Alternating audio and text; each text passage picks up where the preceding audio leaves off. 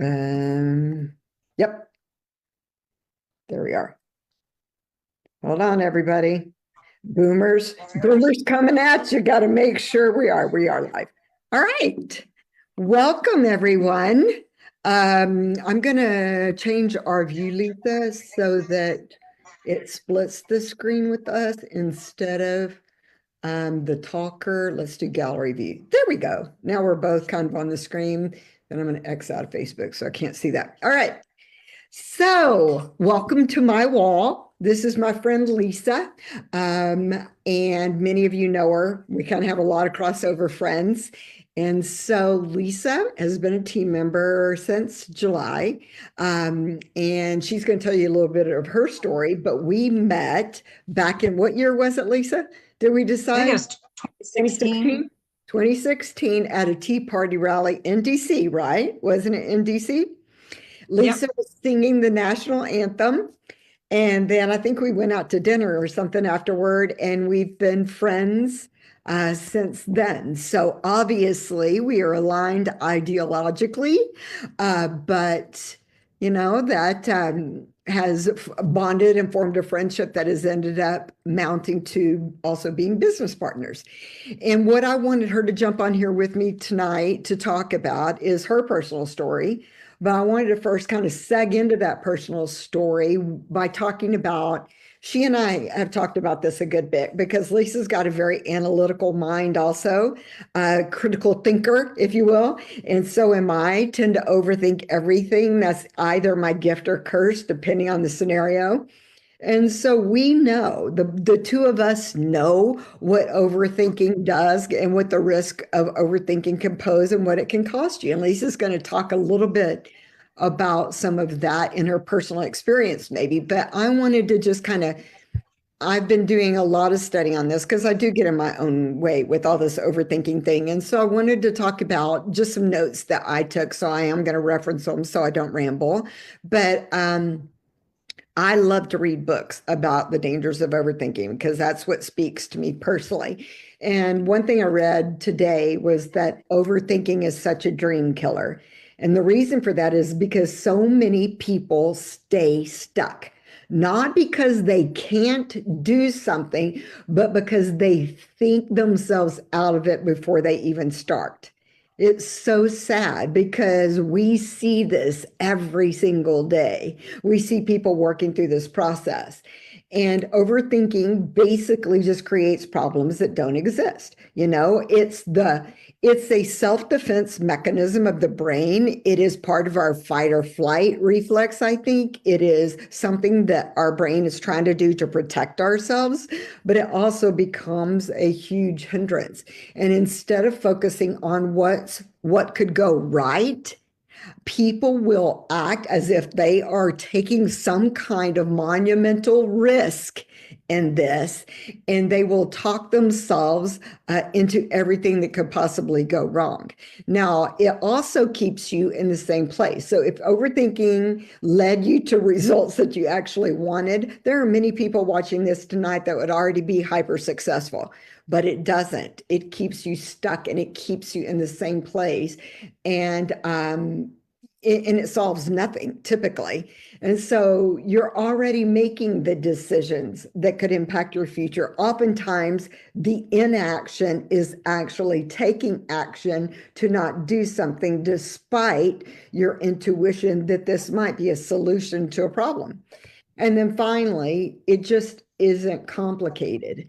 This business isn't complicated. The concept isn't complicated. And what we're doing isn't complicated. We talk about this a lot. I think that's largely because the last couple of years have really put people in a place of evaluating the role of their metabolic health and how they can posture themselves, position themselves, set themselves up for success to better handle health crises that might come up. And because of that, and where we are, good, bad, or indifferent, what we've come through, people are open to hearing about how they can feel better, how they can have more energy, how they can manage menopause symptoms better, how they can lose a little bit of weight, and how they can just resolve aches and pains that they've got. It is amazing how many people just don't feel good. And so, because of that, there are a lot of people that are looking for solutions. And, we connect people with the information as far as what might be a solution. That isn't a sell. That is a letting people make educated decisions for themselves by connecting with the information. So over analyzing all that is just such a disservice, not only to yourself and what you could be building, but also to just people who really might be actively looking for something in terms of either additional income to support some financial scenario that they've got going on, or to help with some health goals, or to improve their personal health. So I want Lisa to talk a little bit about what this has done for her personal health. Not only that, but also what it has done for her financial scenario and how glad and grateful she is that she didn't overthink it. So Lisa, go for it. Well, thank you, Debbie. I was scared to death to come on to this. I don't feel comfortable doing lives, which is why I popped one of these Calm tablets. I got Mary reminded me, my friend Mary Frost reminded me earlier today to take one. So I did. Anyways, as Debbie said, we met in DC back in 2016. And at the time, I was struggling with, skin issues. And I found out the night that I met her that she was in a company that sold premium skincare. And so I thought, well, hey, I've tried everything else. Why not? This sounds like a winner. So I went ahead and signed up as a customer. And I was Debbie's customer for 2 whole years because the products worked. I loved them. And I just consistently reordered. But during those 2 years, I watched Debbie, who had just, when I met her, she had just started with this company. And in those 2 years, I watched her win trips and diamond necklaces, like the 5-carat necklace she's wearing right now, the free Lexus, the free Mercedes. She won so many things. And I thought, wow, this is a person who I personally know and who I have witnessed do this through her consistent work. And if she can do it, why can't I? So I thought, I'm going to give it a go. And I went ahead and signed up as a consultant. And at first I was really, really, really motivated. And I'm going to win a car. I'm going to get on those trips. Debbie even said, I can't wait to travel with you. And so I was motivated. The problem was I was not disciplined. You can be as motivated as you want to be, but without putting in the work, you're not going to go anywhere. And so what would happen was I would go to conventions. I would go to all these events and I would come back more motivated than ever. I'm going to do it. I'm really going to do it. And I didn't put in the work because I was distracted. And I work a full-time job. I'm a defense contractor. I work a full-time job. And I also, this was, President Trump had just won the election in 2016 and he was inaugurated in 2017. And that's when this whole truth movement started. And I got very engaged in that because for those who don't know, I'm a 20-year Air Force veteran. And, I raised my right hand when I was 19 years old to support and defend the Constitution. And that oath has no expiration date. And so when I realized that there was a lot of propaganda out there was a lot of disinformation being pushed by the media, I thought, I'm going to use my platform to try to spread the truth and try to wake people up. So I was hyper focused on that. Meanwhile, I was continually ordering my products, and the few customers and the 1 or 2 consultants that I had under me were consistently reordering. So I was making just enough to pay for my own skincare. So clearly that was not a career goal for me. And I was making decent money then anyway. So I didn't have a strong enough why to really put in the work. So because I'm a defense contractor, for those who understand how that works, your job is dependent on your company having contracts. When those contracts run out, sometimes your job runs out. And in the course of 24 years that I've been a defense contractor, I have had to find a new job 4 times. I am on my 4th company in 24 years, which is not too bad, but I don't want to go to a 5th company. And with budget cuts and all that other stuff potentially coming this year, I prayed that God would lead me to something that would support me financially. Because I knew that I had to do something. I'm the sole provider of the income in my household. Mojo doesn't do much. He was behind me, but he just left. He probably knew I was going to talk about him, but I prayed about it. I thought, God, I really, you gave me a lot of different gifts. What can I do that's going to enable me to stay at home?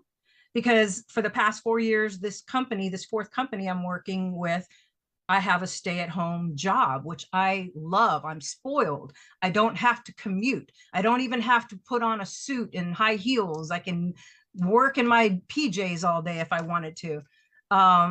So I wanted something that I could do from home. Well, as fate would have it, the company that I partnered with Debbie on previously just announced a whole new compensation structure that basically cut the legs off everybody. They no longer had downlines, and it didn't really impact me. I wasn't going to be able to pay for my own skincare anymore, but I knew that it was going to impact Debbie. I knew it was going to impact everybody above her in a big way.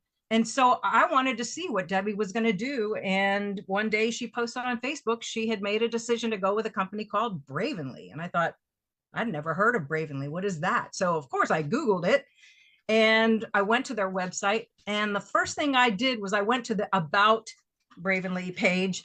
And that's where I learned that it was a God-focused, family-owned business that was specializing in doctor-formulated naturopathic products made with ingredients that God put on this planet for us to heal our bodies. And I thought, wow, this is impressive. So 4 days after Debbie joined Bravenly, I joined Bravenly, and I went, for the big, the legacy pack. I said, I'm going to get the biggest bang for my buck. I ordered the legacy pack because I wanted to try everything. But before I even tried it, the day that I received my legacy pack, I took a picture of everything unopened. And I said, hey, I'm doing this. I'm going to do this. And I knew that this was God's answer to my prayers.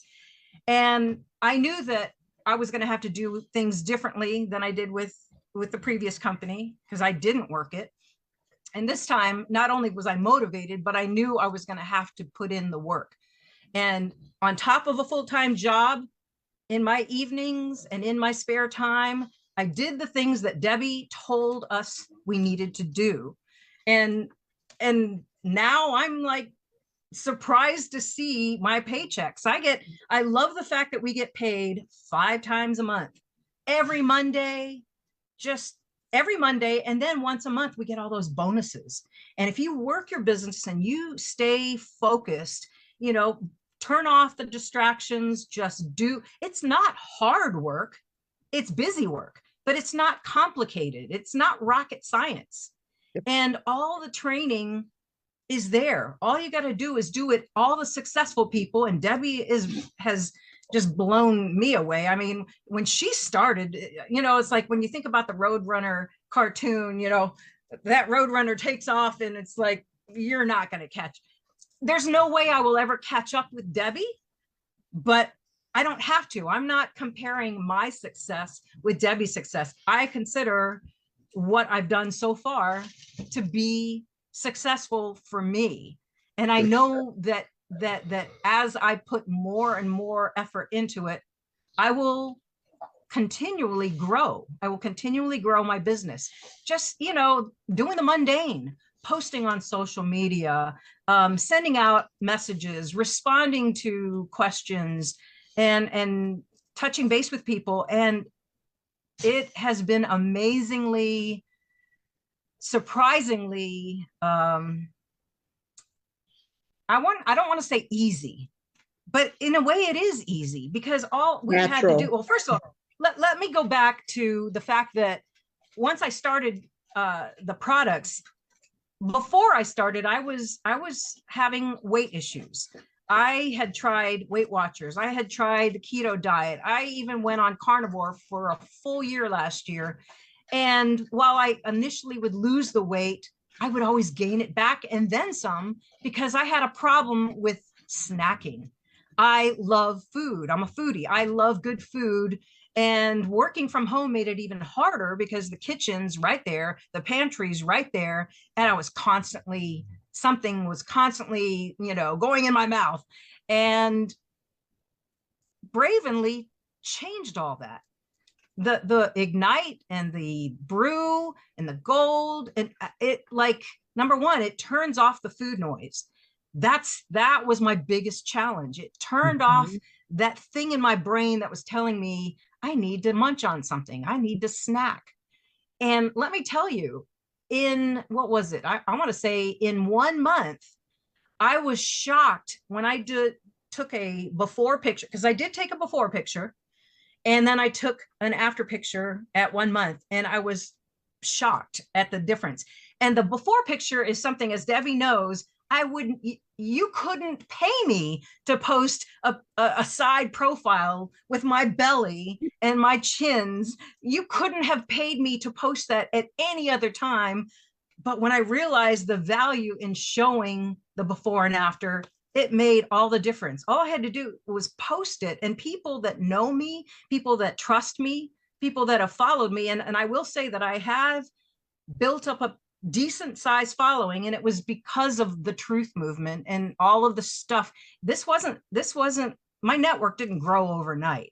It grew over the course of the past 10 years. And got knocked down a few times. And right, exactly. I went from 3,000 on Twitter to 250,000 on Twitter, and that account was just wiped out with no warning. And then within 24 hours, my Facebook account was completely deleted, and it was just gone. So I started over again on Facebook and Twitter.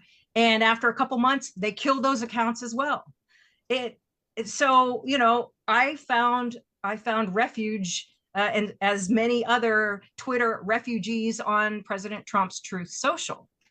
And so a lot of people who were also, on suspended accounts or whatever, found me there. And so I was able to quickly reconnect with a lot of those people.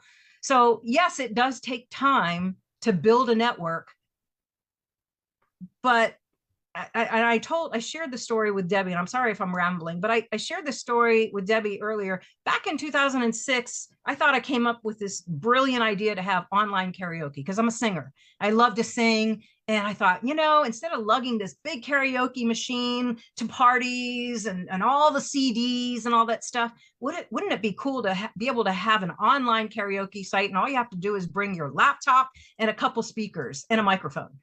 Well, I Googled online karaoke. Somebody already thought of it. So I signed up. I recorded a song. I was so proud of it. And I sat there and watched 0 likes, 0 comments. And I thought, why is nobody liking my stuff? Well, guess what? Nobody knew I was there. I was a brand new account. Nobody knew of me. So I figured out I had to go to the people that had all the comments and all, the most popular singers' pages, go to their page, leave some meaningful feedback instead of just like, great job. I would actually talk about their tone and everything and how they sang. And my commentary intrigued people to come to my page. And then they would listen to my songs. And then my following grew. So the lesson I want to teach there is that if you want to grow your network, you've got to go to other people. You've got to engage, and on social media, you're not going to find anybody with more followers than the president or, Dan Scavino or some of these other big names. Comment on their stuff, but do stuff that's going to entice people to come to your page. And then you start to grow your network. I anyways, think I'm building all a over the place. followership and social selling and all of that, is foreign to a lot of people. But in all reality, it works the same way that just relationships in general. I mean, you're going to get from it what you put into it. You got to give to, for people to want to be.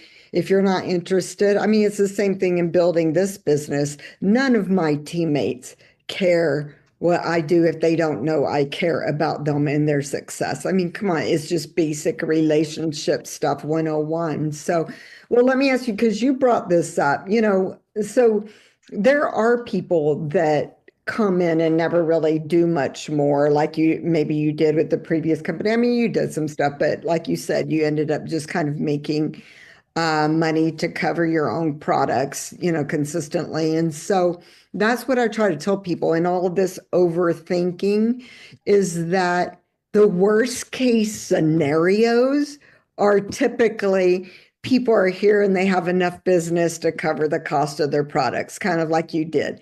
So while overthinking, they're sitting there overthinking as if they're having to put their home up for mortgage, a second mortgage. And instead, what ends up happening is they usually have enough business to cover the cost of their products. So even the worst case scenario is a win, Yeah. And then we've seen what the best case scenarios look like. It is meaningful, substantial, obviously not guaranteed, obviously not everyone's story, but income, life-changing, legacy building kind of income.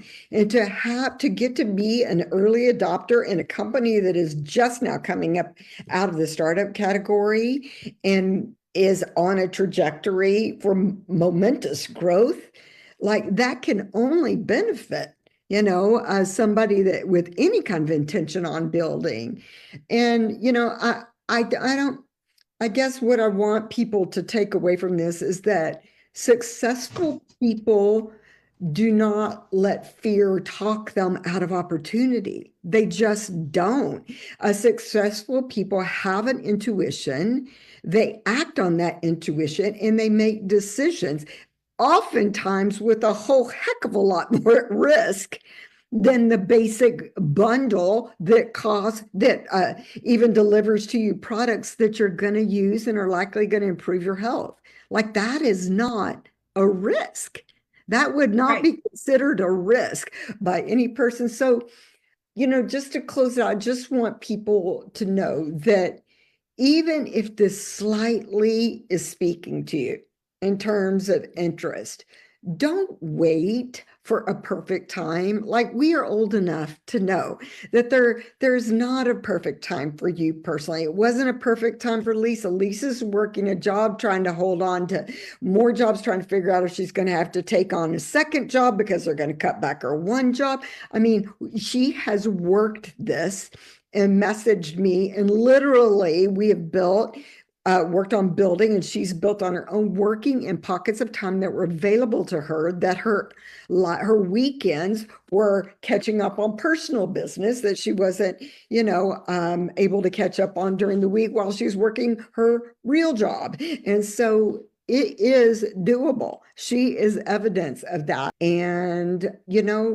jump in. Just jump in and decide. You find a customer to pay for your product, break even, get to the break even point, and then you can decide what you want to do with this business. So there you go. Lisa and I are going to be going to Cancun together soon, which is super, super exciting. She has absolutely rocked her business. And it means the world to me that you finally got the gumption to get on here with me, and that you are finally seeing what the focus and the work and the commitment and the consistency can do for you. So thank you for jumping on. And absolutely. I just want to say that it was in 2016 when I joined you that you said, I can't wait to travel with you. I never got to in the previous venture. I'm finally going to get to, and I'm so excited. It took 8 years for us to get there. That ain't bad. All right. Love ya. Talk to you. All right. Bye.